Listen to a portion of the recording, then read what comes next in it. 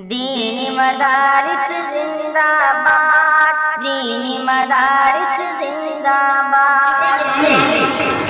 عباسی خلفاء میں ایک خلیفہ مامون رشید گزرا ہے۔ وہ اپنے زمانے میں اپنے دربار میں علمی مجلسیں منعقد کیا کرتا تھا۔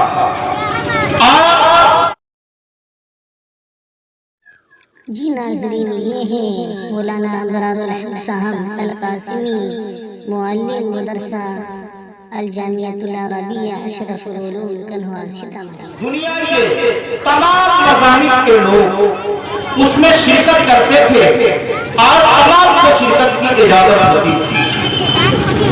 ایک مرتبہ ایسے ہی ایک علمی مجلس میں ایک یہودی آیا جو شکل و صورت کے اعتبار سے، لباس وغیرہ کے اعتبار سے بہت ہی ممتاز آدمی تھا۔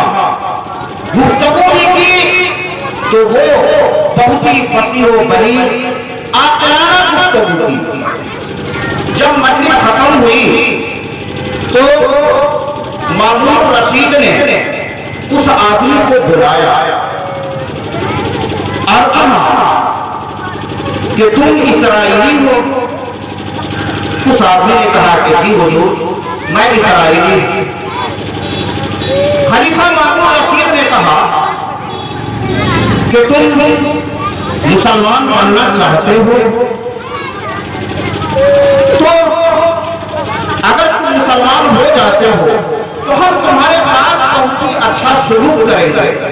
تو اس آدمی نے کہا، جواب دیا کہ میں اپنے اور اپنے آباء و اجداد کے دین کو ہرگز نہیں چھوڑ سکتا۔ بات یہاں پر ختم ہو گئی، وہ آدمی بھی چلا گیا۔ پھر ایک سال کے بعد وہ آدمی مسلمان ہو کر آیا اور خلیفہ مامون رشید نے جو ایک علمی مجلس منعقد کیا تھا اس میں فقہ اسلامی کے موضوع پر بہترین تقریر اور عمدہ تحقیقات پیش کی۔ جب مجلس ختم ہوئی تو خلیفہ مامون رشید نے اس آدمی کو بلایا اور کہا، تم وہی آدمی ہو جو سال گزشتہ میرے پاس آئے تھے، میری مجلس میں آئے تھے؟ تو کہا، ہاں میں وہی آدمی۔ کہا کہ اس وقت تو تم نے اسلام قبول کرنے سے انکار کر دیا تھا، اب تم مسلمان ہو گئے ہو، تمہارے مسلمان ہونے کا کیا سبب ہے؟ کیوں کہ اسلام قبول کیے؟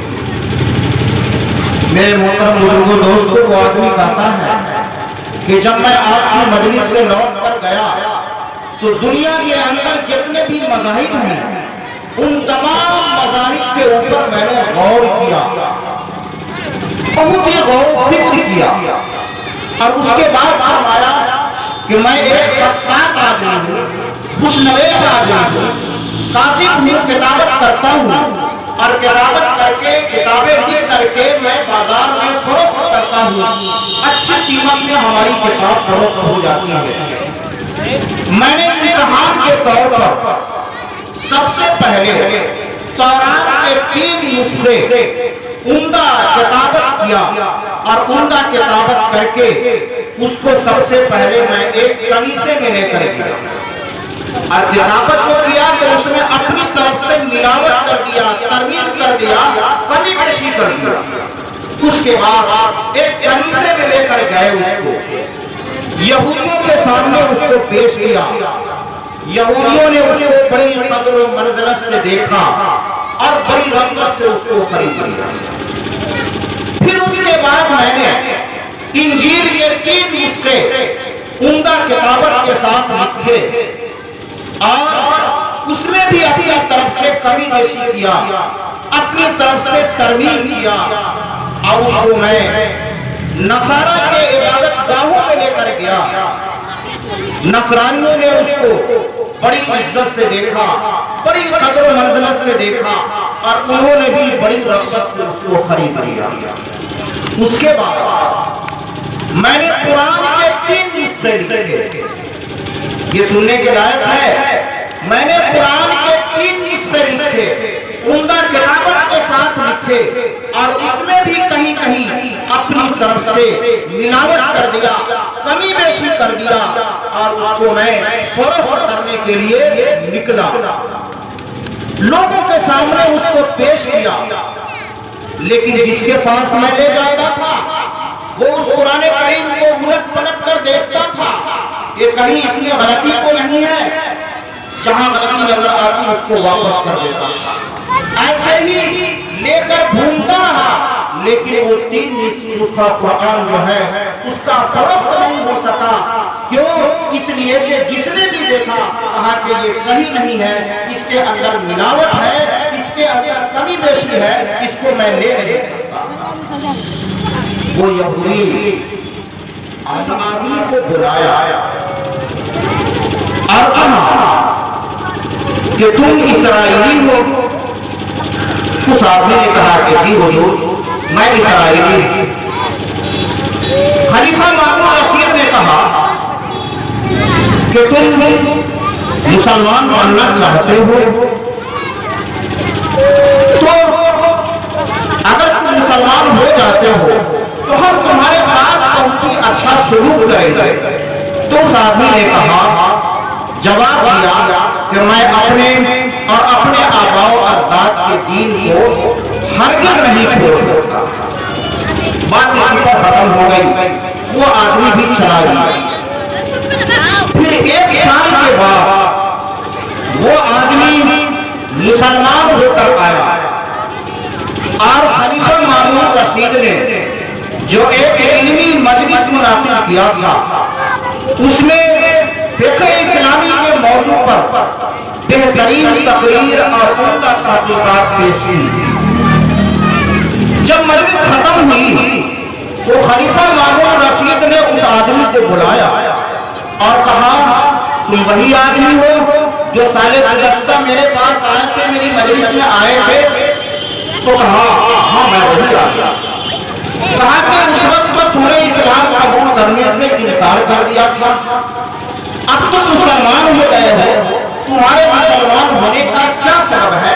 کیوں تم اسلام قبول کیے؟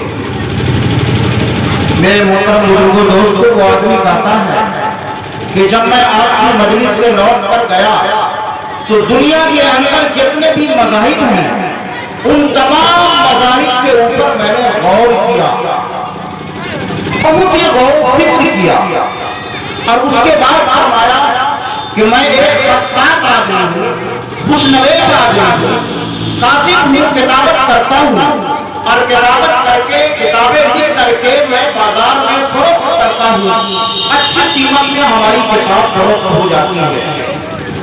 میں نے امتحان کے طور پر سب سے پہلے تورات کے 3 نسخے عمدہ کتابت کیا، اور عمدہ کتابت کر کے اس کو سب سے پہلے میں ایک کنیسے میں لے کر گیا، اور کتابت کو کیا تو اس میں اپنی طرف سے ملاوٹ کر دیا، ترمیم کر دیا، کمی بیشی کر دیا۔ اس کے بعد ایک کنیسے میں لے کر گئے، اس کو یہودیوں کے سامنے اس کو پیش کیا، یہودیوں نے اس کا اور بڑی رغبت سے اس کو خرید لیا۔